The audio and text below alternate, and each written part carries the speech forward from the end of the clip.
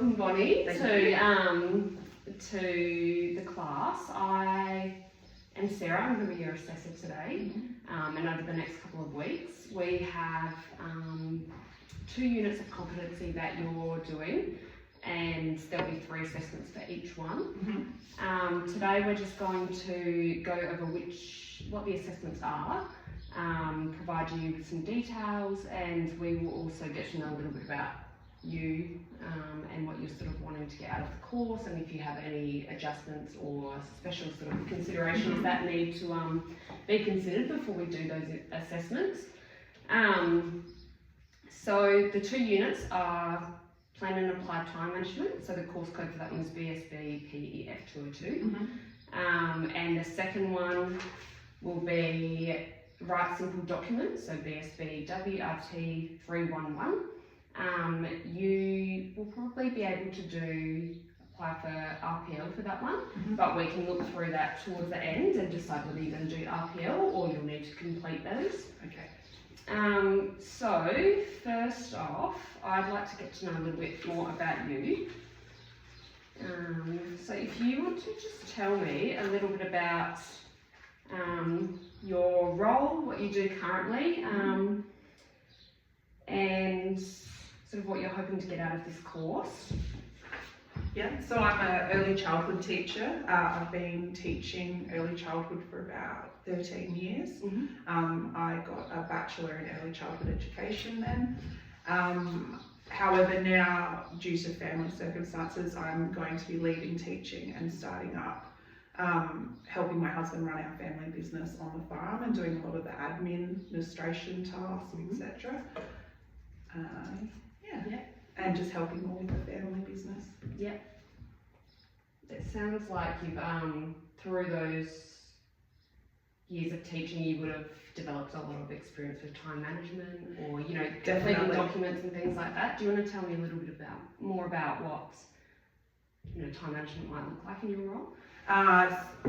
So I guess in my new role, do you mean? Or in your previous role? Yeah. So time management, I guess I'm constantly timetabling and being flexible with that, working with other teachers and professionals to create new timetables and adjust every term, semester.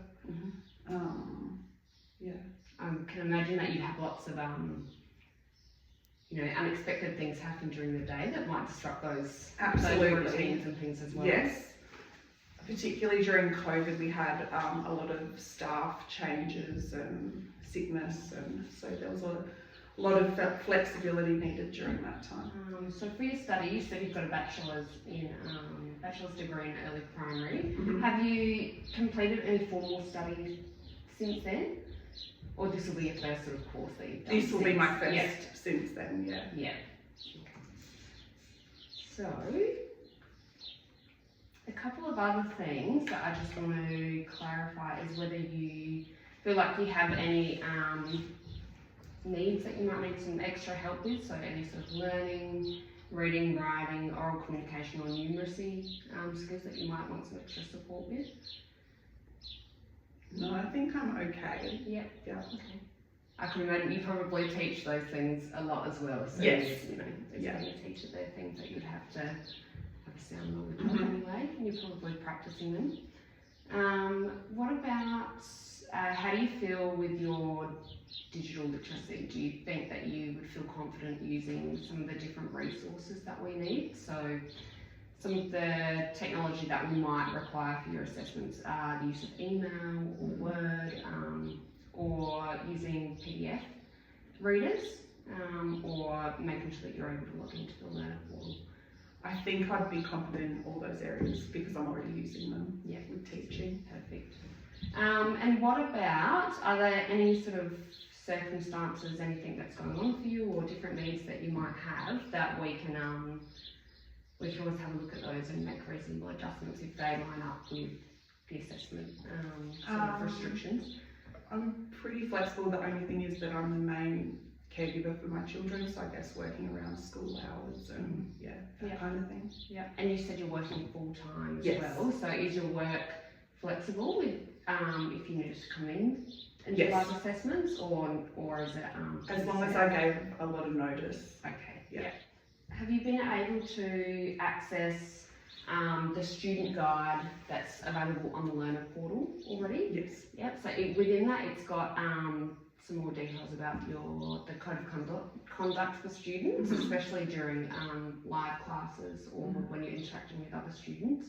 And there will be information about the appeals and complaints process. So when we will do your assessments, and then I will review the evidence that's in there, and I'll either mark you for each one as satisfactory or not satisfactory. And then each of those assessments, once they're complete and marked, you'll get an overall mark at the end that deems you either competent or not competent for the unit. So for any of those decisions, you are able to appeal them, or there is opportunity to get some feedback from us, and you can resubmit those assessments and just sort of mark off any of those little details that you might need to correct. And then if you're still not happy with that, there's a formal complaints process that you can use, and then we can go from there. But as we get to each assessment, I'll just refresh you on what those processes are. But if you've got the student guide there, they are written in there that you can access anytime. Okay. So do you have any questions about what's happening so far? No, that all sounds good. No worries. So what we'll do, your first assessment will be for BSVP 202, so that's the time management. And then what you'll need to do is commence this plan with a couple of weeks before it's due. So it's due on the 6th of the 11th. Okay. So that's 6th of November.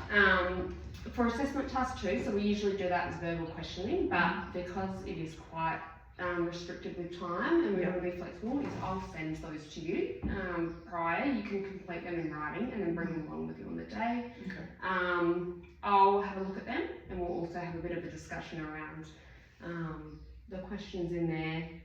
Should only be about 10 minutes. And then our third assessment is that group discussion, which is a scenario that I'll choose on the day, and we'll just sit down and have that chat. That will probably be around 10 minutes as well. And then that will conclude all of your assessments, and then sort of by the end of that, by the end of the day on the 7th, I'll be able to give you sort of your assessment outcome, so whether you're competent or not competent, and then we'll be able to go from there if we need to do any resubmissions or any extra evidence. Okay. Do you have any questions? No, that sounds good. Right. Okay, no worries. So for RPL, there's a bit of a mixture of things that we ask you to provide, so that we can assess whether you do meet the criteria for RPL and don't need to actually complete the learning and the training for that one. We do a interview with you, and we'll also ask you to provide 3 products or 3 work samples where you've had to complete or create 3 simple documents. There's some guidelines around what they have to be and what you can provide. As long as you can find 3 examples, they need to be recent, so within the last 2 years. And then if you can submit those to me, that will make up the first assessment. So it will be me looking at those documents, seeing if they meet the criteria, and things that are in those are like spelling, grammar, punctuation, and that you have been able to follow a format specific to the document. So pick 3 that you think will meet those sorts of things. If you have any questions, you're welcome to email me, or there is more guidance within the assessment details. So I'll email those out to you before the interview, so that you can be really clear on any of the things that we might ask or that we might need. The interview that we do with you will probably only be about 30 minutes, and even less than that if you want to have a look at them prior and complete some of your answers in writing that you can bring in that will supplement our evidence. And we'll also just need on your documents, because they're things that are from your workplace. If you can just have them verified, maybe by a workplace supervisor, to just verify that it is your own work, and have that with your when you send me those documents as well. And then the third assessment for that one is it'll just be me. It'll be within the interview, so I'll be observing you and making notes about some different foundation skills that you have. And they are sort of like your reading, writing, learning, oral communication skills. And you don't really have to do anything specific for that. I'll be able to pick up on those things and be assessing them within the interview. Do you have any questions about the process? No, that sounds good. So, right. Everything? Yep. Okay, no worries. So, I think we could probably set a time for that in 2 weeks. Does that sound good? So maybe on the 8th of November as well.